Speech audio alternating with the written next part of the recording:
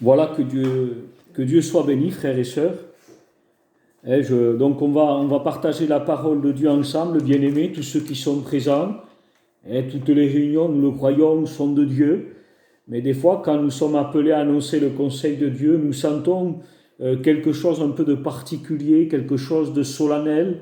On sent comme un avertissement même de Dieu, et qui fait que on se sent responsable de ce qu'on annonce. Mais voilà, c'est des choses qui sont là et qui nous font, si vous préférez, dire aux gens de prêter attention. Comme il est écrit dans la parole de Dieu, que celui qui entend ces paroles, que celui qui lit ces paroles, fasse attention. Et on doit faire attention parce que nous allons le voir, et je sais que c'est peut-être pas les plus agréables des prédications ce soir, des messages. Je cherche pas, à être obscur, sombre dans ce que je veux dire, mais plutôt qu'on arrive dans des réalités. Je vais lire un passage dans Acte 17 au verset 26. On va comprendre, c'est comme un plan général, si vous voulez, de l'œuvre de Dieu, une science qui nous dépasse. Des choses, on n'a pas essayé de comprendre tout, mais surtout de croire la parole de Dieu. Il est écrit que Dieu, il dit, a fait que toutes les nations humaines, issues d'un seul homme, habitent sur toute la surface de la terre. Il a déterminé des temps fixés pour eux et les bornes de leur demeure, afin qu'ils cherchent Dieu pour le trouver si possible en tâtonnant. Or, il n'est pas loin de chacun de nous, car en lui, nous avons la vie, le mouvement et l'être. Que Dieu soit béni. Le texte nous fait comprendre tout simplement la raison de ce que nous sommes sur la terre, de ce que nous existons. La Bible dit, c'est pour chercher Dieu et le trouver. C'est pour chercher Dieu et le trouver. Il y avait un homme, un serviteur de Dieu, il me disait, t'as vu, quand tu vas dans un cimetière, dans tout le respect qu'on se doit ce soir, on annonce la parole de Dieu. Et il dit, il y a sur les pierres tombales 2 dates. La date de la naissance et la date de la mort. Et il dit, et partout tu verras qu'entre les 2 dates, il y a un tout petit tiret. Il y a un tout petit trait entre les 2 dates. Eh bien, il me disait, mon frère, ce petit trait, ce tout petit tiret, représente le temps que l'homme a pour se repentir. Voilà la réalité. Et avant de vous annoncer les textes de la parole de Dieu que Dieu m'a donné ce soir, je voudrais vous raconter une histoire. Vous dire que c'est une histoire vraie. C'est pas une légende, c'est pas une fable. De toute façon, on n'en a que faire ce soir de raconter une légende, de raconter des fables, parce que la Bible dit, ce qui affranchit, c'est la vérité. Non pas d'écouter la vérité, mais de recevoir la vérité. Elle nous rend libres. Recevoir la vérité, c'est seulement cela qui nous rend libres. Cette histoire, ce sont des faits réels. Je la raconte, je ne cite pas de nom, pour pas gêner des personnes peut-être qui reconnaîtraient, mais simplement vous raconter ce fait-là. C'était une jeune fille de 15 ans, elle avait 15 ans, ses parents étaient séparés, et se réveillant le matin, c'était un matin d'hiver, mais avec ce soleil, vous voyez, c'était des journées vraiment très agréables, il fait un froid sec, il fait soleil, il n'y a pas un nuage, et cette petite va téléphoner à son père, ses parents sont séparés, et puis elle va lui dire, papa, j'aurais voulu que tu viennes me chercher aujourd'hui, j'ai envie de faire du karting. Et donc son père s'est libéré et est venu chercher cette jeune fille, et il l'a amenée au karting de la Tamarissière, et il a amené sa petite faire du karting, très très belle journée. C'était quelque chose de bien, et la petite s'est assise dans ce karting. Elle était sur la ligne de départ, elle était pleine de joie, euphorique. Son père était au bord de la piste, heureux de voir sa fille qui faisait un peu ce qu'il voulait. Et puis cette petite a pris bien sûr le départ de ce circuit. Elle a commencé à accélérer, et gérait quelques tournants et elle prenait de l'assurance et elle accélérait et elle allait de plus en plus vite et elle commençait ce tour de piste plein de joie et puis elle prenait beaucoup de vitesse et elle ne s'apercevait pas.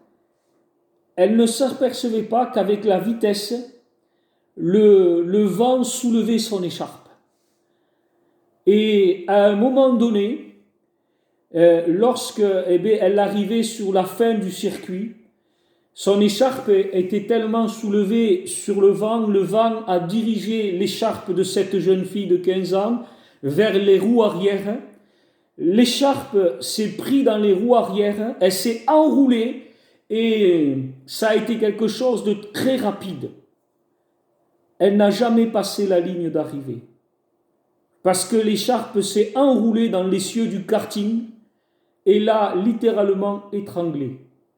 Le père est arrivé en courant, il n'a pu rien faire. C'est une histoire vraie que je vous raconte. Cette petite, les pompiers n'ont pu rien faire pour elle. Elle est morte sur ce karting étranglé.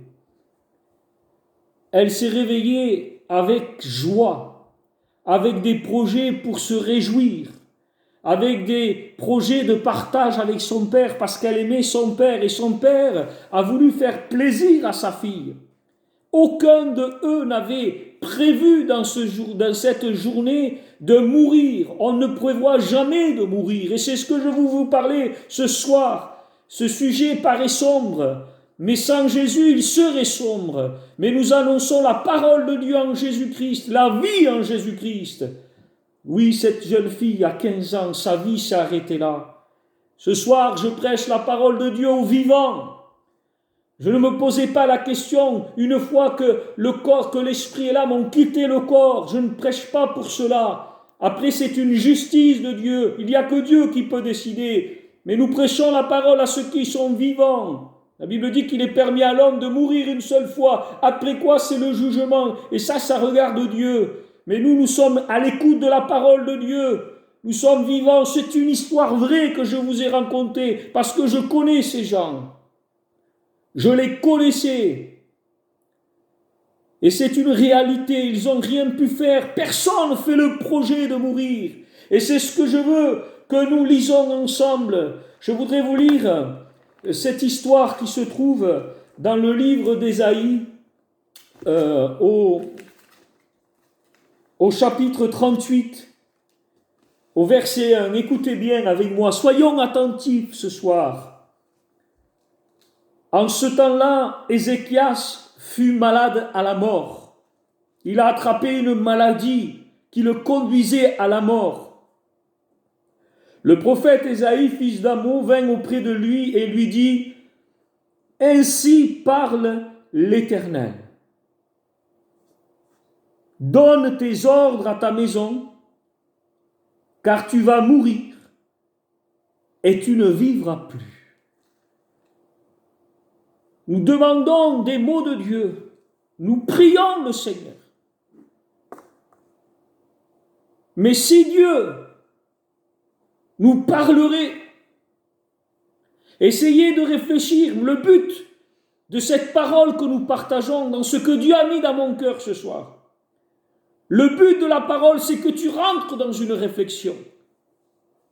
Dieu dit à cet homme qui est malade à la mort, donne des ordres à ta maison, car tu vas mourir et tu ne vivras plus. Quelle réflexion Dieu nous appelle à avoir ce soir. Et si tu te réveillais le matin, et si Dieu te dirait, donne des ordres à ta maison, car tu vas mourir et tu ne vivras plus. Et j'ai écrit 2 questions. Si cela t'arrivait à toi, quel ordre donnerais-tu à ta maison? Si cela s'arrivait à toi, que devrais-tu remettre en ordre dans ta maison? La Bible dit que rien d'impur ni de souillé n'héritera du royaume de Dieu. Regardez ce que dit le verset 2. Quand Dieu a parlé à Ézéchias au travers de son prophète et qu'il lui a annoncé qu'il allait mourir, Ézéchias tourna son visage contre le mur et pria l'Éternel. Quand on dit qu'on est face au mur, qu'on est au pied du mur, qu'est-ce que ça veut dire? Quelle veut dire cette expression, être au pied du mur? Être au pied du mur, c'est être face à la réalité. Être au pied du mur, oui, c'est être face à la réalité. Et dans Ecclésiaste 7, verset 2, il est écrit ainsi: « Mieux vaut aller dans une maison de deuil que d'aller dans une maison de festin, car c'est là la fin de tout homme, et celui qui vit, prend la chose à cœur. » Et Dieu veut que tu prennes la chose à cœur. Dieu veut que chacun de nous, je suis concerné ce soir par la parole de Dieu, parce qu'il n'y a pas que ceux qui appartiennent pas à Dieu. Même le peuple de Dieu a besoin de se poser la question. Regardez ce que dit Ézéchias. Il dit, Ézéchias tourna son visage contre le mur et pria l'Éternel. Il disait: « De grâce, Éternel, souviens-toi donc que j'ai marché devant ta face avec fidélité, intégrité de cœur, et que j'ai fait ce qui est bien à tes yeux. » Voilà la prière qu'a fait Ézéchias, et il s'est mis à pleurer. Est-ce que nous pouvons faire ce soir, si Dieu nous dirait: « Mais donne tes ordres à ta maison ». J'ai un mot qui me vient dans mon cœur, et je vais vous le dire après par la suite. Qu'est-ce que tu pourrais faire comme prière si Dieu te disait cela? Si Dieu te disait: tu vas mourir, alors donne des ordres à ta maison. Est-ce que tu pourrais dire: Seigneur, j'ai marché devant ta face avec fidélité, intégrité de cœur, et j'ai fait ce qui est bien à tes yeux? Pourquoi je parle cela? Parce que on le sait très bien. Aujourd'hui, ce n'est pas qu'à cause du virus, ça a été toujours comme ça. Et je voudrais vous lire quelques textes qui sont écrits dans la parole de Dieu, que nous trouvons dans le livre d'Ecclésiaste. Il est dit comme cela, et c'est pour ça que je veux qu'on parle de cela. La Bible dit au verset 8 du chapitre 8 d'Ecclésiaste: « L'homme n'est pas maître de son souffle pour le retenir. Il n'a aucune autorité sur le jour de sa mort. » L'homme n'est pas maître de son souffle pour le retenir, et il n'a aucune autorité sur le jour de sa mort. Chapitre 9, verset 12 d'Ecclésiaste. Écoutez bien, l'homme ne connaît pas plus son heure que les poissons qui sont pris au filet néfaste, ou que les oiseaux qui sont pris au piège. Comme eux, les humains sont enlacés à l'heure néfaste qui s'abat sur eux tout à coup. Et c'est de cela que je veux parler ce soir. Je réfléchissais à cela cet après-midi. Et je disais à un poisson quand il nage dans l'eau, c'est une réflexion, comprenez-moi. Bien sûr qu'il sait qu'il n'est pas éternel et qu'il va mourir un jour. Il sait qu'il va mourir. Mais quand un poisson est pris dans un filet, il ne s'y attend pas. C'est ça que veut dire le texte. L'homme ne connaît pas plus son heure que le poisson qui est pris dans le filet néfaste. L'oiseau qui vole dans l'air librement. Il vole, il chante, il a été appelé à ça. Il ne sème ni ne moissonne, la Bible dit. Il a été créé pour chanter, il a été créé pour voler, pour être nourri par Dieu. Mais voilà qu'il vole, il l'a pas prévu. Il s'est dit: peut-être je vais aller apprendre à manger pour mes enfants. Mais voilà que pendant qu'il vole, il ne le voit pas, il est pris dans un filet. Il y a des messages, tous les messages sont de Dieu, je le crois, mais il y a des messages où on sent quelque chose de particulier, où en tant que prédicateur, nos cœurs se serrent parce qu'on sent comme un avertissement de Dieu. On sent que pour certains, ce soir, ça sera la dernière réunion ou le point de non-retour. Alors, considère que celui qui entend fasse attention à ce que dit la parole de Dieu. Écoute ceci, dans Ecclésiaste 8, verset 11. Parce qu'une sentence contre une mauvaise action n'est point exécutée promptement, le cœur des humains au-dedans d'eux est rempli de désir de faire le mal. Tu sais ce que ça veut dire? Dieu annonce une sentence contre ceux qui pêchent, comme ça s'est passé pour Adam. Dieu a dit à Adam, Adam, si tu manges de ce fruit, tu mourras. Et quand Adam a mangé de ce fruit, il a continué à vivre. La sentence n'est pas tombée promptement. Alors la Bible dit comme la sentence, ce qui a été annoncé, elle dit, elle ne tombe pas promptement, et bien l'homme, son cœur au-dedans de lui est rempli de mauvais désirs de faire le mal. Et aujourd'hui, je voudrais qu'on réfléchisse. On peut le faire avec la parole de Dieu ce soir. Ézéchias a été malade à la mort. Ça peut basculer en ce moment. Vous avez entendu comme moi, cette jeune fille de 16 ans avait été dépistée. Elle n'avait pas le virus. Elle avait qu'une simple petite toux. En l'espace d'un instant, tout a basculé. Elle est rentrée en détresse respiratoire et elle est partie. Quand quelqu'un est parti, ça regarde Dieu, ça ne nous regarde plus.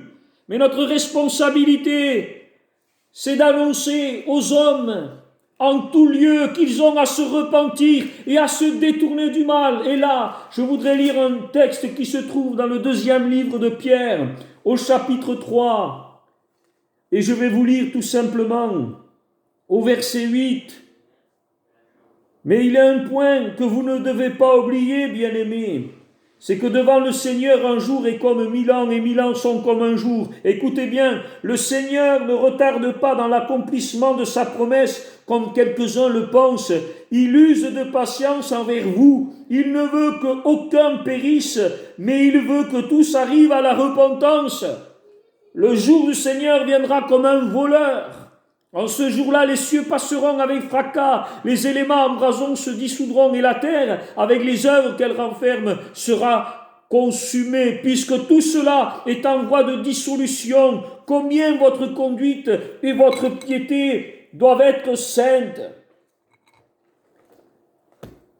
Bien-aimés, frères et sœurs, j'arrive à la fin du message, de la parole. Ce n'est pas un message pour moi. C'est un avertissement, c'est une parole de justice, c'est une parole d'amour.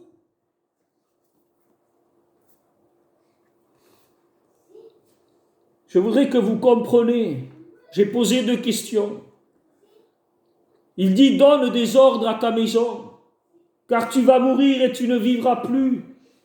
Je réfléchissais, je disais, si on m'apprenait que j'allais mourir, sûrement que je réunirai ma femme et mes enfants et je leur donnerai des ordres. Comme moi, je pense que vous pensez peut-être la même chose. Mes enfants, vivez pour Dieu. Aimez Dieu. Détournez-vous du mal. Attachez-vous à la parole. Nourrissez-vous de la parole. Séparez-vous du monde, du péché. Si vous voulez que nous nous retrouvions, je ne sais pas les ordres que je donnerai, mais j'ai posé aussi cette question. Que devrais-tu remettre en ordre dans ta maison? Il m'est venu un exemple. Ce soir, il n'y a que des vérités. On n'invente rien ce soir.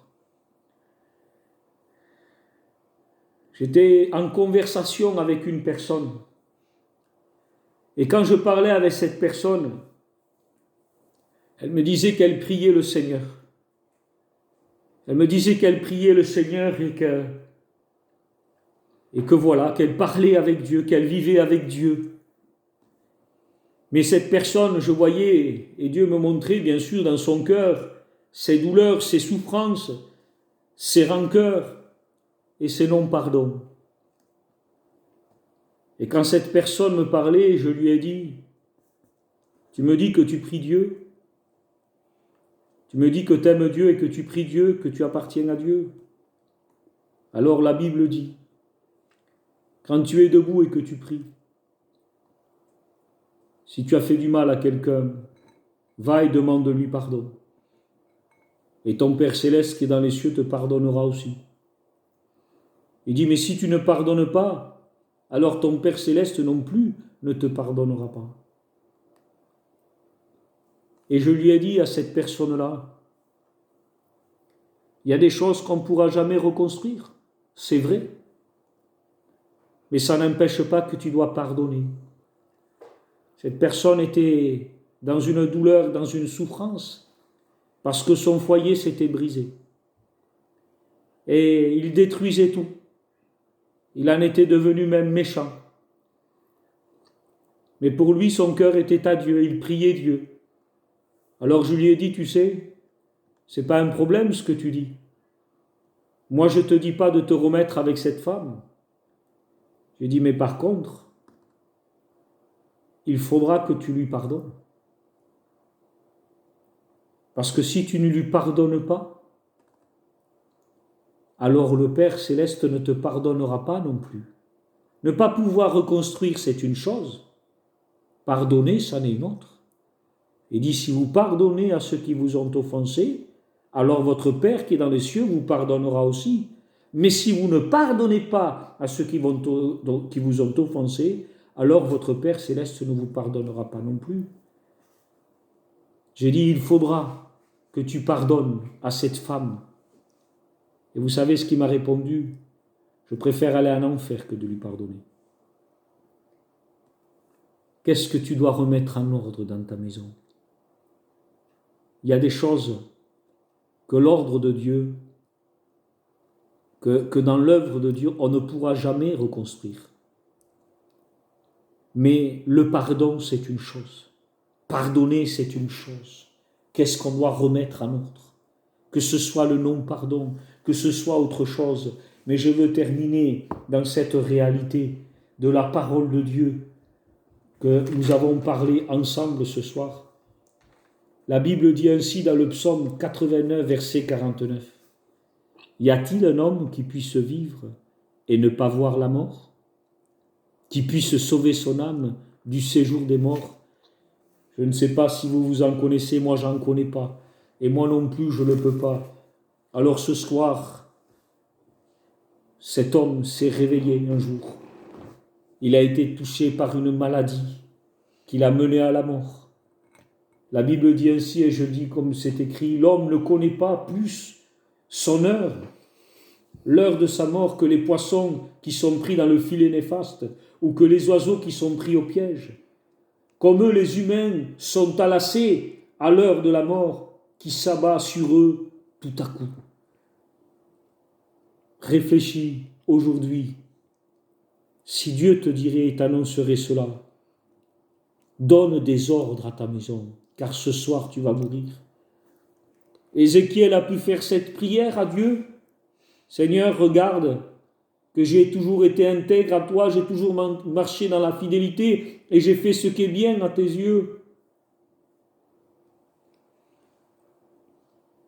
C'est grave de pécher. C'est grave. Le péché a conduit le Christ à la mort. Mais ce qui nous condamne réellement, frères et sœurs bien-aimés, ce n'est pas plus d'avoir péché, mais c'est surtout de ne pas s'en repentir. C'est surtout de ne pas réparer. C'est surtout de ne pas remettre les choses en ordre. Ne vous trompez pas par des faux raisonnements. Même s'il y a des choses qui ne pourront jamais être reconstruites. Mais nous serons toujours appelés à pardonner. Alors que Dieu nous bénisse sur ces quelques paroles. Je vous l'ai dit, la volonté de Dieu, Dieu use de patience envers nous. Il dit, Dieu ne retarde pas dans l'accomplissement de sa promesse, mais Dieu use de patience envers nous, parce qu'il veut. Il dit que nul ne périsse, mais que tous parviennent à la repentance. Que Dieu soit béni. Amen. Que Dieu vous bénisse à tous, frères et sœurs.